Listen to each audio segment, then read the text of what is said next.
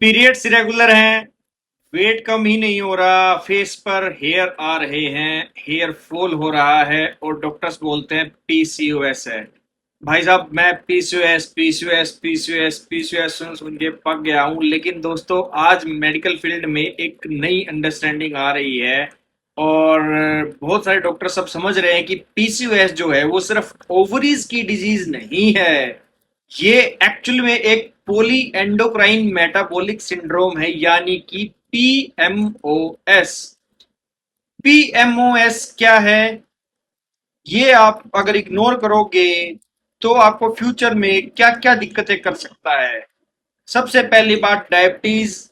दूसरा, इनफर्टिलिटी। तीसरा, fatty liver. चौथा, thyroid issue. Fifth, heart disease. तो पीएमओएस की वजह से आपको सारे जो एंडोक्राइन डिसऑर्डर्स है उन सब का रिस्क बढ़ सकता है। आज की वीडियो में हम बिल्कुल साधारण भाषा में समझेंगे पीएमओएस क्या है, सिम्टम्स क्या है, कोजेज क्या है, इसके कारण क्या है, बॉडी के अंदर क्या होता है, ट्रीटमेंट क्या है, डाइट क्या है और क्या ये परमानेंटली ठीक हो सकता है। नमस्कार दोस्तों, मैं हूं डॉक्टर राहुल शर्मा और आप देख रहे हैं मेरा यूट्यूब चैनल डॉक्टर बिना फिल्टर। ठीक है। आज जिस टॉपिक के बारे में हम बात करने वाले हैं, पीएमओएस। क्या होता है पीएमओएस? सबसे पहले समझेंगे पीएमओएस क्या है। पीएमओएस का फुल फॉर्म, जैसे मैंने पहले भी बताया, poly endocrine metabolic syndrome. Simple language में अगर मैं बात करूंगा तो बॉडी के जो मल्टीपल हॉर्मोन्स और मेटाबॉलिज्म की जो आपस में तालमेल यानी बैलेंस होता है वो बिगड़ जाता है। पहले हम पीसीओएस को सिर्फ ओवरीज की प्रॉब्लम समझते थे, पॉलीसिस्टिक ओवरी सिंड्रोम, जिसकी वजह से पीरियड्स रेगुलर हो जाते थे या इनफर्टिलिटी होती थी। लेकिन अब पता चल रहा है या अब ये ध्यान में लिया गया है कि इसकी वजह से insulin, thyroid, weight, liver, hormones, fertility, सब के सब एक दूसरे से कनेक्टेड होते हैं। तो ये सब मिलकर क्या बना रहे हैं? पीएमओएस।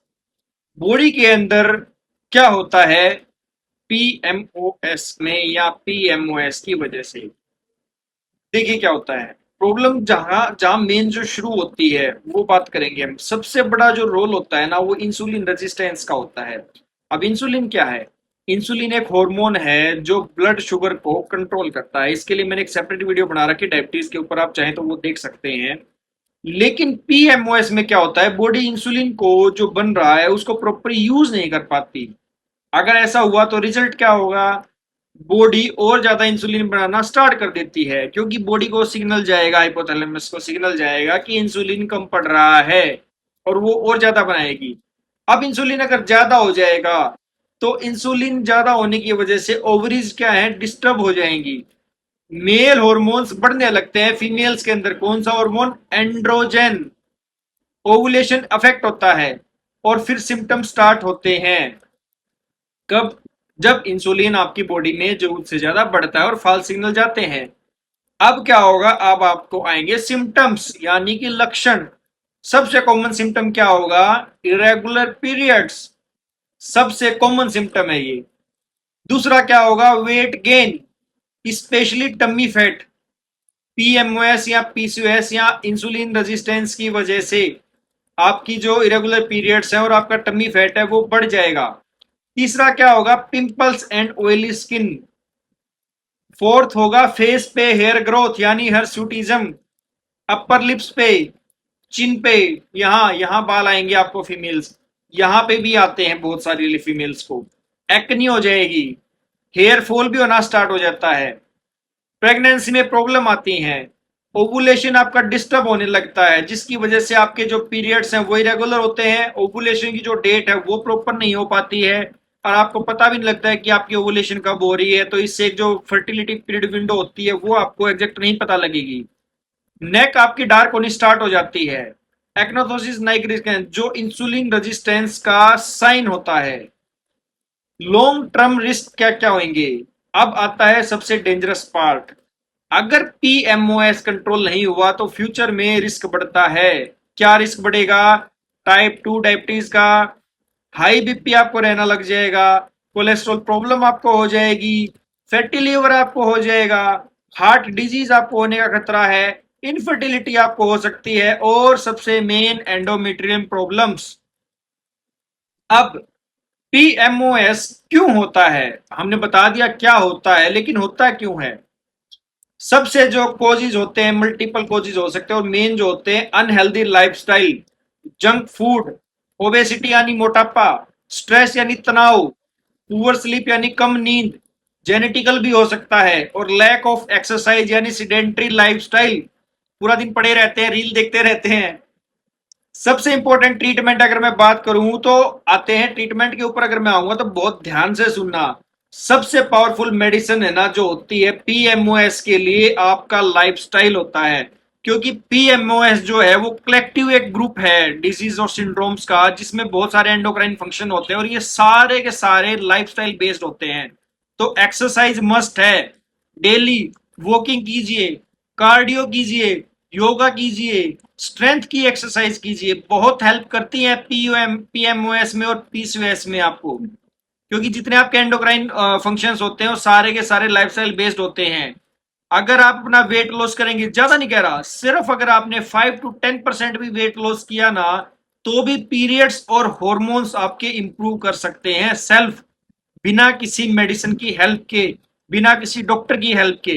अगर आपको इसके लिए डाइट चाहिए, डाइट प्लान चाहिए, आपको लाइफस्टाइल के लिए एडवाइस चाहिए, तो आप मुझे कमेंट कर सकते हैं, मैं आपको पीएमओएस और पीसीओएस के लिए डाइट प्लान दे दूंगा।